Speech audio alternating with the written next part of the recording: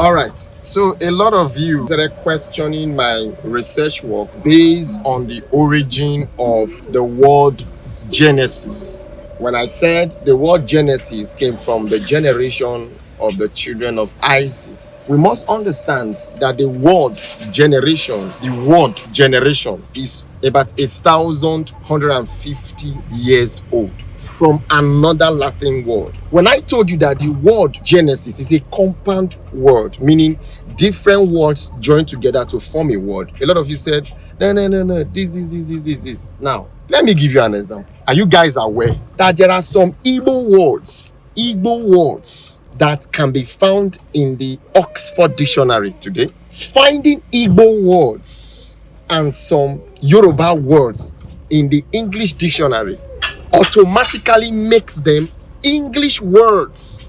If, for example, Nkem, which can be found in the English dictionary, means my own, or yes, my own Nkem, what it means is an Englishman can decide to use the word, this is Nkem, and it will be a pure, correct English. That's how linguistic work. That's how language works. So a white man can say, no, that car is Nkem, means that car is my own. But when you want to explain the words, for example, you go into spelling bees, you hear things spell Nkem, and the child can say, Nkem, what's the origin? They will say Igbo, meaning my own. Nkem can be spelled as N-K-E-M. Nkem is already an English word with an Igbo origin. What word is Genesis and what origin?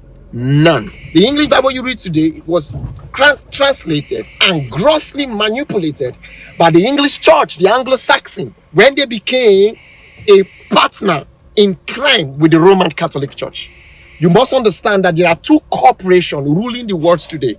Two major corporations in the Christendom, the Anglo-Saxon Church, the British Royal House, and the Vatican City. The rest part of the world today is controlled by the Arab family, the Islamic body. And this is one of the major reasons why the water religion is established. So at least we can have a ruling house of the African spirituality, a ruling religion within the African compass. Hence, I use the word Arab. Prophet Muhammad does not have its roots in Africa, do not have any rights to practice in Africa. It was okay for them to, colonize our people and preach Islam to us. We are talking about people who were once the Neolithic and the Kemetic tribes of the Black continent. You must understand that the whole of Arab was actually an African state.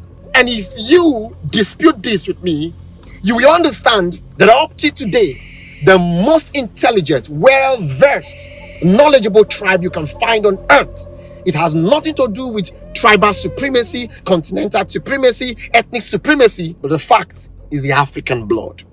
It's so paramount that every single religion on earth has its root with Africa. Joseph or Arimathea was an African man from Egypt that met Jesus. The man who helped Jesus, according to the Bible, was from Africa.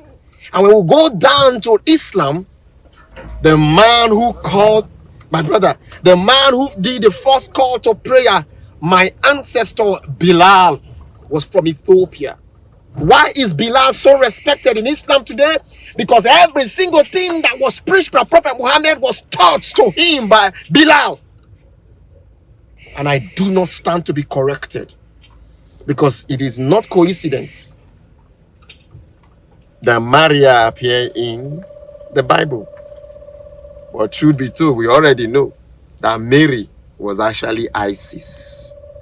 Islam is just 1,600 years.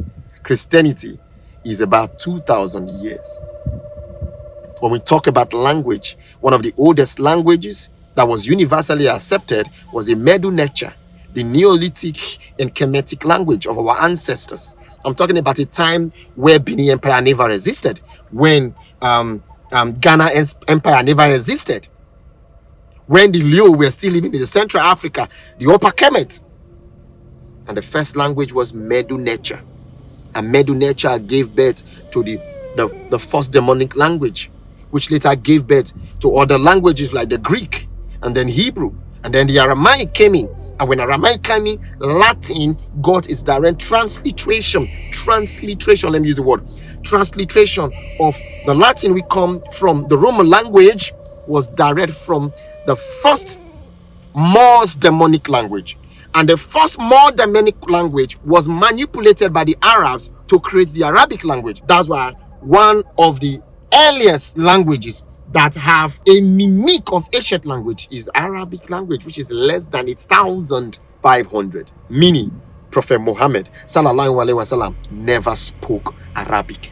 He spoke the demonic Moor language of the ancient African people. It means he spoke Latin. It means he must have spoken Aramaic. Obviously, he spoke Aramaic, or the demonic language of Morse, the ancient Kemetic language. These are facts you can find from history. You can find them in the words built by our ancestors. But guess what? We are so inferior of ourselves that the only savior that could save us is a story of a man that was formulated by the Romans that's called Jesus. The only person that can save an African man, obviously Prophet Muhammad is also our brother, as the gene of Africa.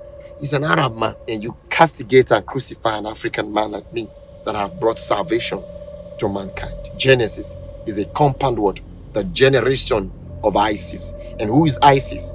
Our ever-loving mother, the one that has been reincarnated over and over through the body of many daughters of Africa, through the body of Rezi. Every Inena that have existed, every Ngozi that have existed, every Onome that have existed, every Okemute that have existed, every Onosa that have existed, every Chineye that have existed, every Temidayo, every Shotayo that have existed. That's the embodiment of Isis living among us. But we make note of the stories and the message of the gods, and we exalt that which is foreign to us. May the ancient waters and the ancient spirit protect us. May they provide for us. May they shield us from the eyes of the envious, both humans, animals, and spirits. Ashe.